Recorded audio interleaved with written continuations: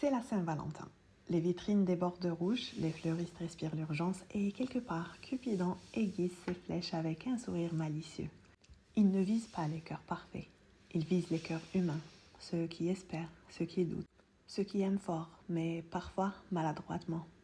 Ce soir-là, dans un restaurant éclairé à la bougie, elle attend un « tu es magnifique ». Lui pense que réserver cette table 3 semaines à l'avance prouvait déjà tout. 2 élans sincères, 2 langues différentes. Cupidon ne s'est pas trompé de cible, il a juste oublié le dictionnaire. Alors aujourd'hui, on ouvre le dictionnaire. Bienvenue dans l'épisode 40 de Trouve ton flow, ton espace d'éducation émotionnelle pendant que tu vis ta vraie vie. Que tu sois en train de marcher, conduire, plier du linge ou préparer ton café, aujourd'hui on parle d'amour. Pas l'amour cinéma, pas l'amour Instagram, l'amour réel, ce qui se joue dans les détails. Parce qu'une vérité dérangeante existe. Beaucoup de couples s'aiment et pourtant se sentent seuls. Beaucoup de femmes donnent tout et ne se sentent pas aimées en retour. Beaucoup d'hommes pensent faire de leur mieux et ne comprennent pas pourquoi ce n'est jamais assez. Et si le problème n'était pas l'amour, mais la langue dans laquelle il est exprimé? Aujourd'hui, on plonge dans un concept, le concept des 5 langages de l'amour, basé sur le livre de The 5 Love Languages de Gary Chapman. On va décoder comment tu donnes l'amour, comment tu le reçois et pourquoi, parfois, ça ne se rencontre pas. Installe-toi, on commence. D'abord, pourquoi l'amour ne suffit pas? On nous a vendu une idée romantique. Quand c'est le bon, tout coule naturellement. C'est faux. L'amour est une émotion, mais la relation est une compétence. Tu peux aimer profondément et mal exprimer cet amour. Tu peux être sincère et ne jamais nourrir le besoin émotionnel de l'autre. Imagine 2 personnes. Une a besoin d'entendre « je suis fière de toi ». L'autre travaille 12 heures par jour. Lui offrir une vie stable. Il pense prouver son amour. Elle se sent invisible. Ce n'est pas un manque d'amour, c'est un décalage de langue. Et s'il y a des langues, alors d'où viennent ces langues, ce qu'on a appelé les 5 langages de l'amour? Gary Chapman, dans son livre, il est conseiller conjugal et il a fait quelques études où il a pu observer que les couples heureux avaient un point commun. Ils avaient appris à parler le langage émotionnel de leur partenaire. Il a identifié 5 grandes catégories d'expression affective. Disclaimer d'abord, attention, ce n'est pas une vérité absolue, ce n'est pas une boîte rigide, mais une grille de lecture puissante, ce qui est valable pour tous les concepts, les théories et même les études sur lesquelles la psychologie se base. Et donc, cette grille de lecture puissante ne remplace pas la maturité émotionnelle, elle la structure. With this being said, on va aborder directement le premier langage, c'est Words of Affirmation, les paroles valorisantes. Pour certaines personnes, les mots sont tout. Un « je t'admire », un « merci pour ce que tu fais », un « tu comptes pour moi ». Ce langage nourrit l'estime, il rassure, il valide l'existence. Quand ce besoin n'est pas comblé, la personne peut se sentir ignorée, sous-estimée ou invisible. Un exemple de la vie serait une femme qui lance un projet, elle rentre excitée, raconte sa journée. Son partenaire écoute distraitement et lui répond par un « ok ». Pour elle, c'est un coup de couteau émotionnel. Ici, elle n'a pas besoin d'un cadeau, elle a besoin d'un « wow, je crois en toi ». Attention aussi, les mots doivent être authentiques. Trop de flatterie ou trop d'exagération, l'exagération, la flatterie vide, ne nourrit pas, elle crée du doute. Donc ça, c'est le premier langage de l'amour by Harry dans son livre. Je sais que beaucoup de personnes vont s'identifier parce que c'est un besoin humain aussi. Vous verrez par la suite, il y a plusieurs langages et on peut parler plusieurs à la fois. However, beaucoup de personnes vont se reconnaître et s'identifier à ce langage. Le deuxième langage, c'est les moments de qualité. Ici, l'amour ne se mesure pas en heures passées ensemble, mais en niveau de présence. Ce n'est pas la durée qui compte, c'est l'intensité de l'attention. Téléphone posé, regard dans les yeux, conversation réelle. Les personnes dont le langage et le temps de qualité ne veulent pas simplement partager un espace physique, elles veulent sentir une connexion vivante. Être avec ne suffit pas. Elles ont besoin de se sentir choisies ici et maintenant. Un exemple de la vie serait un couple qui regarde une série tous les soirs. Sur le papier, ils passent du temps ensemble. En réalité, chacun est absorbé par son téléphone. Pour l'un, cela semble normal, pour l'autre, c'est une solitude à deux.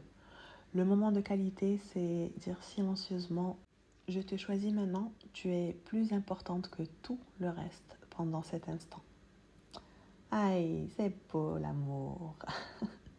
Moi, je me sens concernée, ça me touche personnellement. Je crois que mon langage dominant, pour moi, donner ou recevoir ou exprimer l'amour doit passer par le temps qu'on passe ensemble. Pas juste le temps en nombre d'heures ou de jours, mais plutôt l'intensité de la connexion, la pureté de la connexion que deux personnes ou plusieurs un groupe peuvent avoir. Et donc voilà, je fais en sorte que chaque moment passé ensemble est un peu une expérience, donc créer de petites expériences aussi simples et basiques que le moment puisse être. Juste par exemple le fait de rester ensemble au salon, tamiser les lumières, allumer des bougies, un palo santo, de l'encens et poser le téléphone surtout. Poser le téléphone et genre passer plus d'une heure sans checker son téléphone, voire plus, à juste parler, connecter, regarder peut-être quelque chose ou pas. Et oui, c'est beau l'amour. Le troisième langage, c'est celui des cadeaux. Ce langage est souvent mal compris et réduit au matérialisme. En réalité, il parle de symbolisme. Le cadeau n'est pas une question de prix, il est une preuve d'attention. Il dit « Je t'ai vu, j'ai pensé à toi, tu existes dans mon esprit même quand tu n'es pas là et ça m'a fait penser à toi. » Un simple coquillage ramené d'un voyage, un livre choisi avec attention, une petite surprise sans occasion particulière peuvent avoir une valeur émotionnelle immense. Ce qui touche, ce n'est pas l'objet, c'est l'intention. Lorsque ce langage est ignoré, la personne peut ressentir un manque d'attention ou d'importance, même si les autres formes d'amour sont présentes. Elle peut se dire « il ne pense jamais à moi » spontanément. Et oui, donc il y a beaucoup de préjugés sur ce langage. On pense que le cadeau c'est offrir pour enrichir l'autre personne, oui, d'une manière, mais surtout en amour et en attention. Parce que le synonyme ultime de l'amour, c'est la présence. Et la présence passe par l'attention. Donc le plus je suis présente avec toi, le plus nous formons un dans cette union. Et créant cette conscience. Et là, je vais me télétransporter de l'univers, on va revenir pour rester ça. Mais encore une fois, c'est beau, l'amour, c'est beau. Donc, qui s'identifie à ça? Moi aussi, un peu. Je le parle, ce langage. Mais j'aime bien donner des cadeaux qui ont un sens, offrir quelque chose qui, du moins, raconte une histoire. Et c'est chouette de faire ça parce qu'on peut faire preuve d'imagination, on peut aussi prendre comme un jeu. Et donc avec mes amis, ce qu'on fait, c'est qu'on s'offre, ça nourrit les relations déjà. Et c'est un bel échange. Et puis chaque chose qu'on s'offre raconte un peu une histoire. Et on va passer au 1, 2, 3, 4e, le 4e langage qui est les services rendus ou acts of service. Ici, l'amour se traduit en actions concrètes. Faire le plein de la voiture ou préparer le repas, préparer quelque chose, alléger la charge mentale. Ces personnes entendent « je t'aime ». À travers ces gestes utiles du quotidien, aussi simples et répétitifs, pour elles, pour ces personnes, les personnes qui parlent ce langage, l'amour n'est pas seulement une émotion, c'est une contribution. Et imagine une personne qui est épuisée après une longue journée. Donc, elle est là, dans son côté. Une autre personne ne prononce aucun mot romantique, mais cette personne range la cuisine, prépare une tisane, organise le planning du lendemain, allumer une bougie. Pour la première personne, c'est un poème silencieux. Cela dit, je te vois fatigué, je prends soin de toi. Attention toutefois, ce langage peut glisser vers le sacrifice excessif. Donner ne signifie pas s'oublier. Aider ne signifie pas porter tout le poids seul. Et Acts of Service, c'est un très bel langage. Et on le fait au quotidien, on le fait naturellement. C'est un peu inné chez nous, cette volonté de prendre soin des autres. Et c'est un beau langage car quand on le maîtrise, ces actes de service viennent nourrir les deux personnes. Je le fais pour toi, pour améliorer ta vie ou ta présence d'une manière ou d'une autre. Et en faisant cela, cette présence vient me nourrir aussi. Aïe, aïe, aïe, c'est beau l'amour. Oh.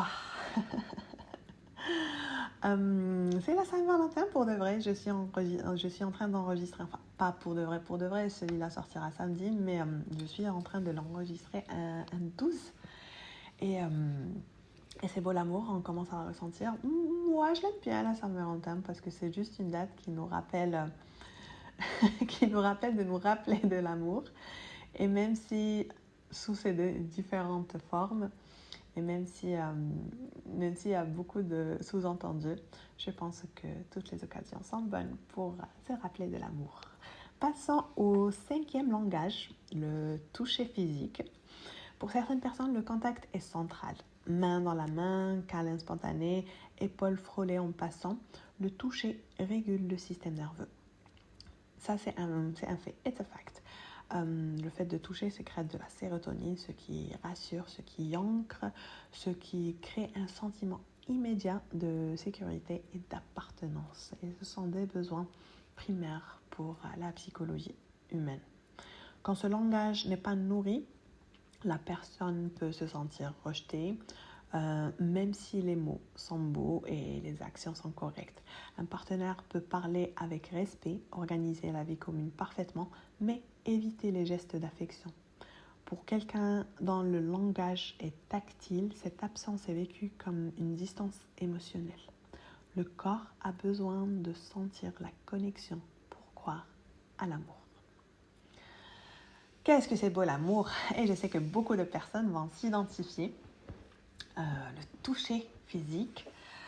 D'autres personnes vont avoir peut-être un peu de mal, les personnes qui ne sont pas très tactiles. Moi, par exemple, je ne suis pas très tactile.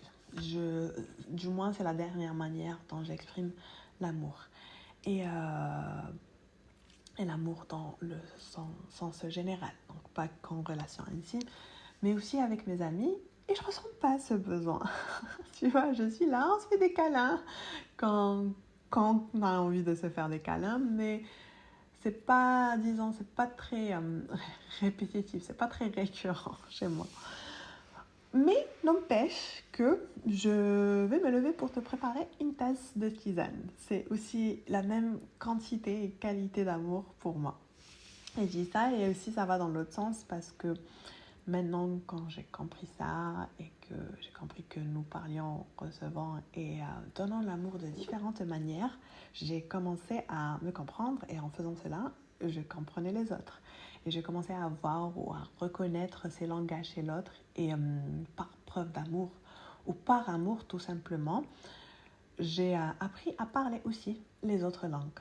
Donc un peu développer cette habitude d'avoir ce contact, ce toucher. What else? Reconnaître, accepter aussi le fait que on reçoit pas toujours l'amour dont on donne ou dont on voudrait recevoir. Et pourquoi cela? Pourquoi on attire souvent quelqu'un qui parle une autre langue ou un autre langage? Voici le paradoxe. Nous donnons souvent l'amour comme nous aimerions le recevoir. Si ton langage est les paroles valorisantes, tu complimentes naturellement. Si ton langage est les services, tu aides beaucoup. Si ton langage est le temps de qualité, tu proposes des moments à deux. Mais si l'autre ne parle pas cette langue, il ne reçoit pas ce que tu donnes. Et là, la frustration s'installe. Après, on rentre dans la rumination de après tout ce que je fais pour toi, et voici, et voilà. En réalité, l'amour est là. Il circule, mais il ne se traduit pas. Vous vous aimez, mais vous ne vous comprenez pas émotionnellement. Et comment améliorer cela? On peut commencer par identifier le langage, son propre langage principal. Identifier ton langage principal, c'est reprendre le pouvoir sur ta vie affective. Ce n'est pas coller une étiquette sur ton front, rentrer dans une boîte. C'est comprendre ton mode d'emploi émotionnel. C'est reconnaître ce qui te nourrit vraiment. Et pour faire ça, pose-toi quelques questions honnêtes. Tiens, je vais te les poser. Prends un moment si la tâche que tu es en train de faire ne demande pas beaucoup d'attention et prends peut-être quelques notes. Alors, on va se poser un moment d'introspection. On viendra se poser quelques questions, histoire de s'auto-évaluer. Et la première est qu'est-ce qui me blesse le plus en relation? La première idée qui te vient à l'esprit, ça peut être le manque d'attention, ça peut être le rejet, ça peut être l'abandon, ça peut être, on a vu ça pendant l'épisode des blessures de l'âme, peut-être pas encore. Anyway, j'ai un peu perdu le fil.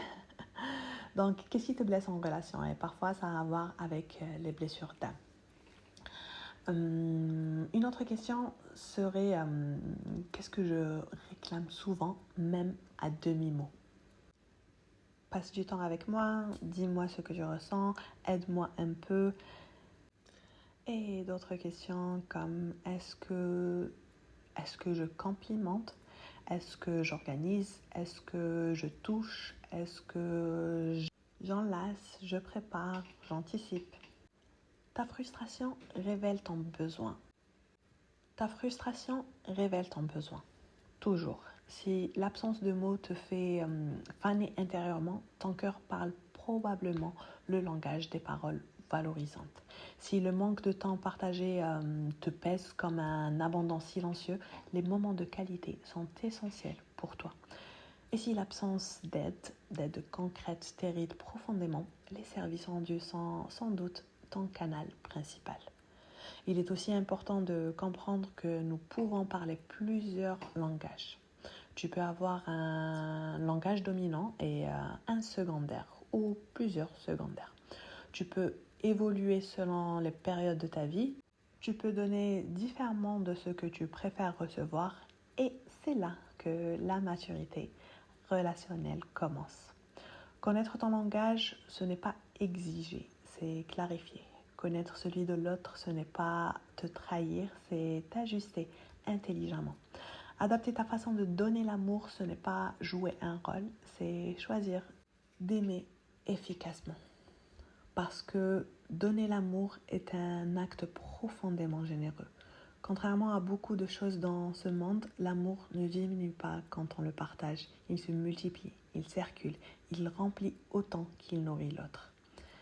Cupidon peut lancer les flèches, mais c'est à nous d'apprendre le langage du cœur. Parce qu'aimer, ce n'est pas juste ressentir intensément, ressentir. Tout le monde peut le faire. Traduire, c'est un art. Traduire les besoins de l'autre sans s'abandonner soi-même. Traduire ses propres besoins sans accuser. Traduire le silence, les gestes, les maladresses. L'amour mature n'est pas une fusion aveugle, c'est une coopération consciente. Deux adultes qui choisissent d'apprendre la langue de l'autre, même quand ce n'est pas leur dialecte naturel. Et c'est là que la magie devient stable. Aimer intelligemment, c'est comprendre que l'amour mature n'est pas une revendication identitaire. Ce n'est pas dire prends-moi comme je suis et débrouille-toi avec. C'est dire je me connais et je suis prêt à te rencontrer. Cela demande de l'humilité parce que cela implique d'admettre que notre manière d'aimer n'est pas universelle.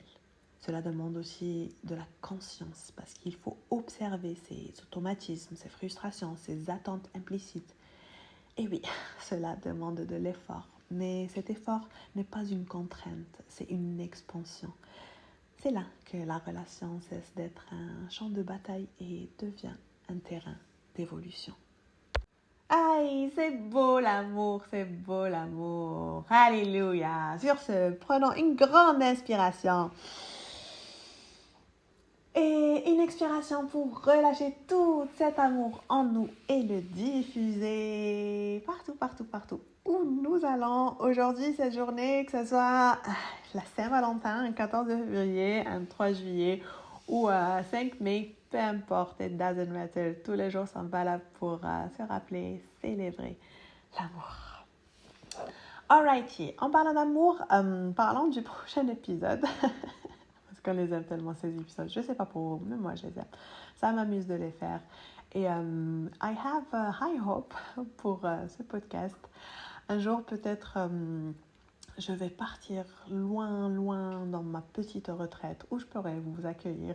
Et la seule manière de communiquer serait celle-ci. Et pour le moment, on peut se retrouver un peu partout, peut-être même dans la vraie vie. Restez branchés sur le groupe, la communauté WhatsApp pour recevoir les actualités des workshops, des events, des retraites qu'on organise. Et, ou alors, la meilleure façon serait le 6 AM Flow Club, ton studio de yoga à la maison où tu peux nous rejoindre tous les jours du dimanche au jeudi 6h30 du matin pour faire une séance matinale ou bien le week-end de 10h ou bien d'autres jours de la semaine en after work 19h. C'est un groupe de yoga, ouais, mais pas que. On pratique aussi la méditation, le pilate.